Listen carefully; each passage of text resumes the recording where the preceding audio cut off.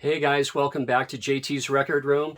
And I'm back in the record room, and today I'm going to do part two of a video. Yesterday I did a video on country records, country music, and for my thrift store finds. And today this is going to be how country rock evolved out of country music.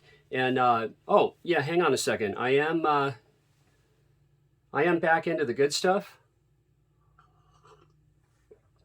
Oh, pretty good.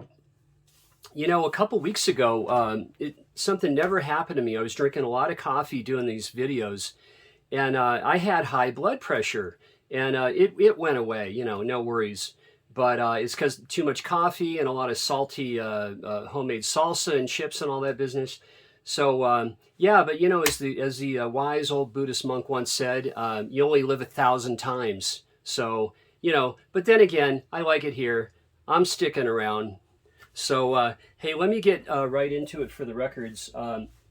So country rock, you know, the early influences of country rock, you know, a lot of people go, well, where did it come from? You know, there was such a wealth of great country music going on. You had Roger Miller.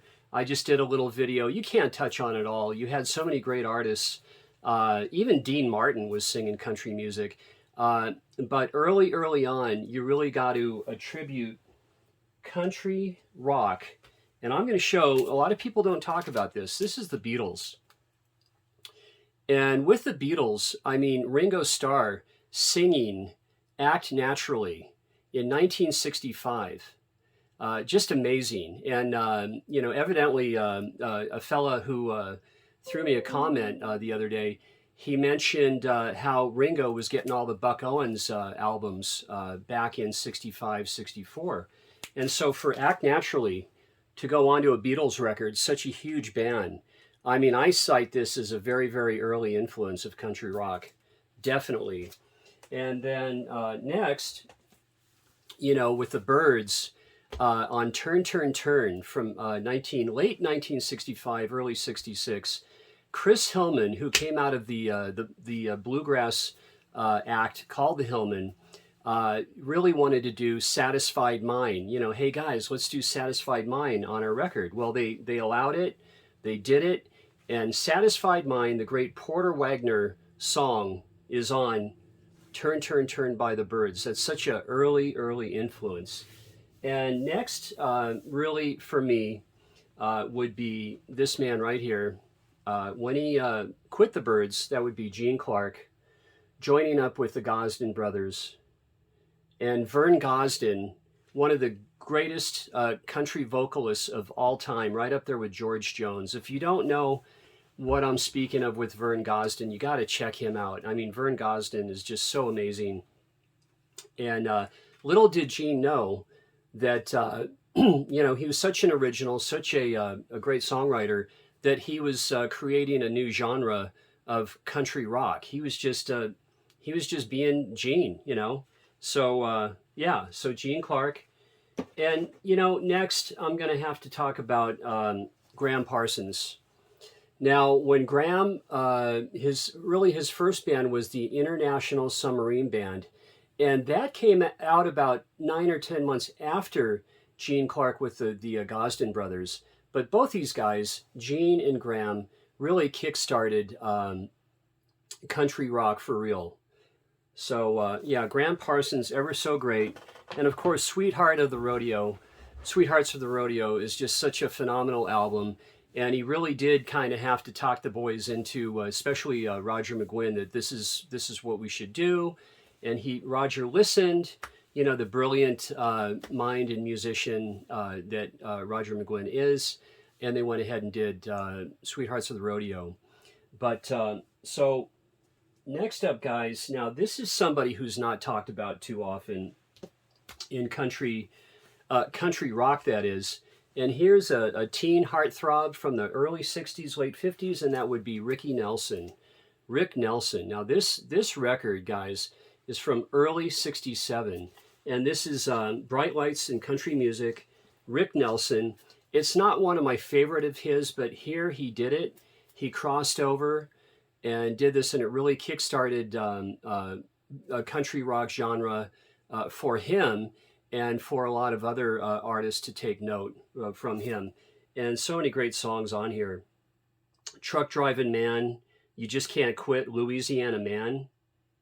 Really, really good. Now, I really like Rick Nelson's stuff with the Stone Canyon Band. He did a great Dylan cover, "She Belongs to Me," and the great Garden Party song that I love it. I can listen to that thing over and over. So Ricky Nelson. And next, guys, would be, let's see here. Let's keep moving on. Now, somebody else who isn't talked about very often at all as a originator of country rock, and that would be Doug Sahm out of San Antonio, Texas.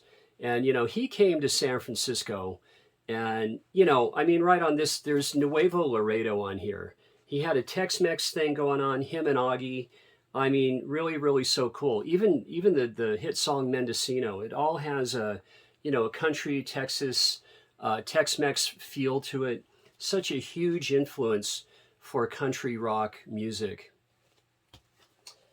And next up would be, now you can't, a member of this band that I'm going to show right here, Dewey Martin, was a really big influence on the rest of the boys of Buffalo Springfield.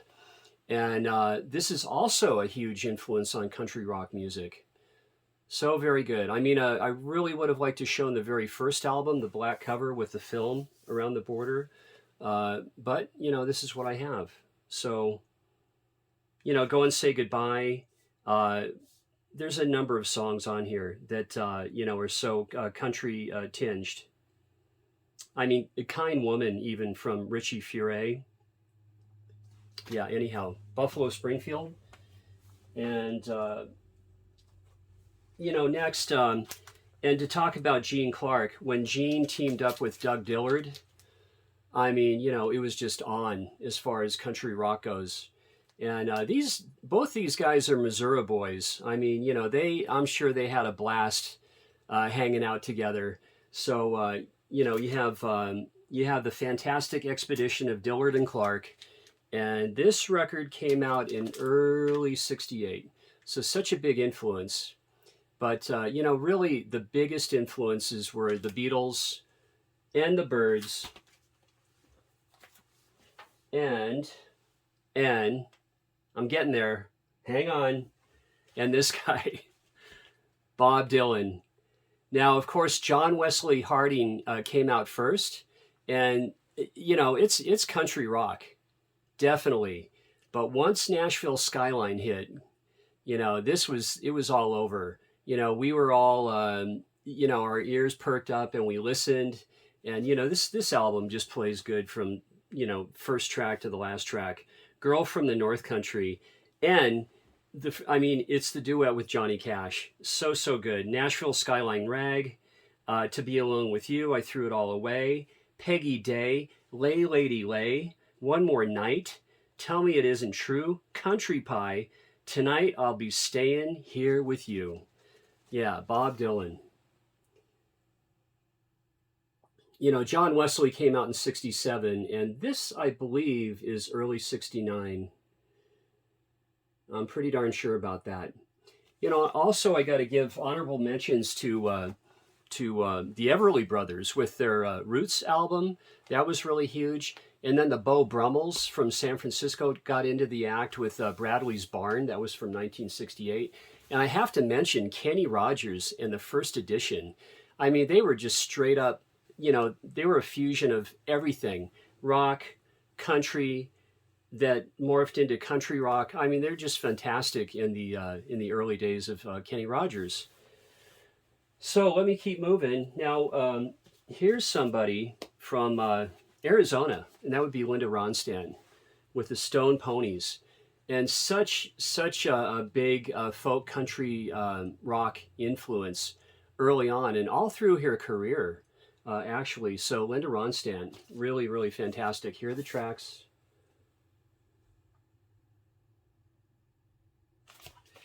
All right. And,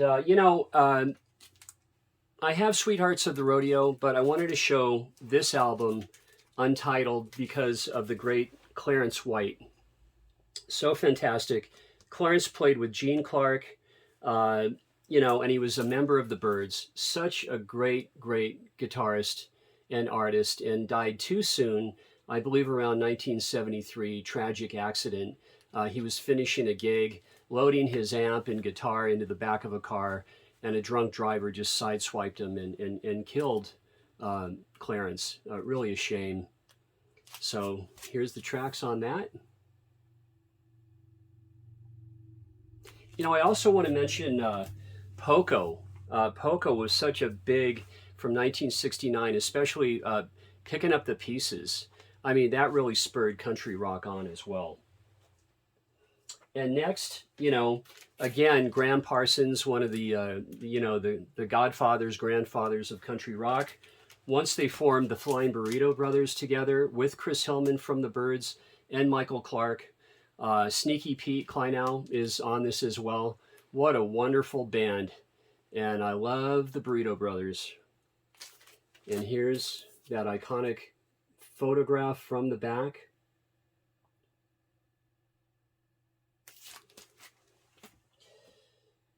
And, it just started blowing up with country rock. You had the New Riders of the Purple Sage. Of course, the Grateful Dead got in on the act with Working Man's Dead and American Beauty. And one of my favorite country-tinged Grateful Dead albums would be Dead Reckoning from 1980. They cover the Don Rollins tune, The Race Is On. There's just a bunch of country-styled music on that record. So the New Riders, very, very cool gatefold. Love this.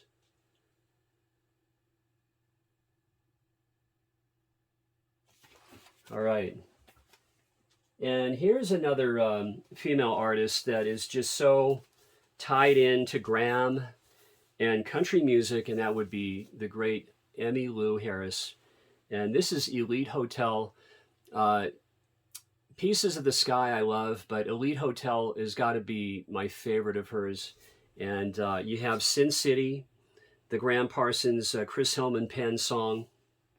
Amarillo, she covers Together Again by Buck Owens. I mean, just a wonderful. She also covers Wheels by Chris Hillman and Graham. And also Rick Gretsch teamed up with Graham to write the great Ooh, Las Vegas. And she covers Here, There, and Everywhere by the Beatles. Great, great album. I know a lot of you are very familiar with the records I'm speaking of, but I just love country rock. It's one of my favorite genres of all. And next up would be this band. Now here's Doug Dillard and his brother from the Dillards. And, they just did straight up country rock songs. I mean, bluegrass, country rock. And here they do Rainmaker, which is just so good. Let's see, they cover Yesterday in a country style. This is just a great album. If you don't have the Dillards, get them. And if you like these records that I'm showing, the Dillards are fantastic. And it just kept coming. Now here's one of my very favorites. And this would be Commander Cody and his Lost Planet Airmen. And this is my very favorite album by them. This is Country Casanova. And on CD, it's so rare and out of print, it's really expensive. That CD used to go for 70, 80, 90 bucks, but I'd rather have it on vinyl, and I always did. And I remember where I bought this. Bought this in 1973 in Incline Village at North Lake Tahoe at the local independent grocery store. And this is my original copy of Country Casanova. And you have such great songs on here. Smoke, Smoke, Smoke That Cigarette is on here. Rock That Boogie. Sister Sue. Everybody's Doing It. And such a great track. And now here's another gentleman that got in on the act. Well, he didn't have to. He is country, and that would be Kristofferson. Of course, he wrote some of the most iconic songs of all. Me and Bobby McGee, Sunday Morning Coming Down. The list is endless. The Pilgrim, Kris Kristofferson, fantastic.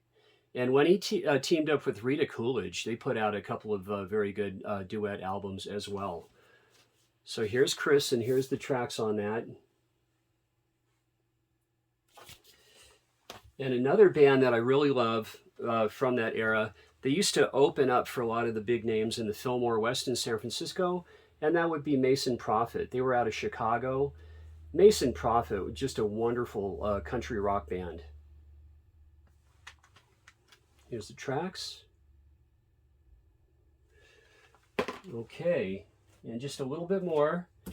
And even this gentleman got in on the act, but he's from Oklahoma. Of course he's going to do a country album and pay tribute to one of the greats, the grandfather of country music, and that would be Leon Russell's album, Hank, and doing songs by Hank Williams.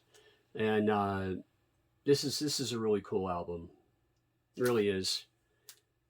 And let's see. Yeah, he covers I'm So Lonesome I Could Cry, Rolling in My Sweet Baby's Arms, Battle of New Orleans.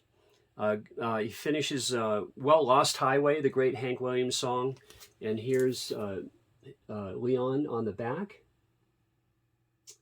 And I'm going to wrap it up with this. Just a little bit more. I'm going to show a little bit of all country. But Chris Hillman once said, he says, you know, Graham Parsons pretty much invented country rock. The Flying Burrito Brothers, we performed it. And then this band perfected it. And that would be the Eagles. Now, I'm really a big fan of the first album, the first three albums, with the lineup of Bernie Ledden and Randy Meisner, along with Glenn and Don. I really love the early Eagles because it really is just country rock in the pure form. You know, when Glenn and Jackson Browne got together and they finished "Take It Easy," one of the biggest songs on the planet, really, more or less. But yeah, the Eagles, they did it all, and today they're just so huge. My wife loves the Eagles. Almost everybody loves the Eagles except for the dude, the Big Lebowski. He didn't like the Eagles. He liked Creedence. So I will finish it with this. Just a few all-country bands that... now these guys this guy used to live in Reno. And this is Richmond Fontaine. He's up in Oregon now. But he would write songs about Reno and Winnemucca and about staying up all night. You know, this was a 24-hour town. This is a crazy town. People would come here from all over the country and stay up all night, gamble, lose their money, or hopefully win some money, get drunk, fall down, get back up, go back out there. So Richmond Fontaine, so wonderful. If you don't know that band, I recommend them. And then Whiskey Town, guys. So very good. Love Whiskey Town. And lastly, and thanks for watching, Uncle Tupelo, Anodyne. And, you know, this just got reissued on vinyl. I'd really like to pick that up. But, hey, you know, thanks so much. I love my country rock, and we'll see you on the next video. Okay, all right, bye.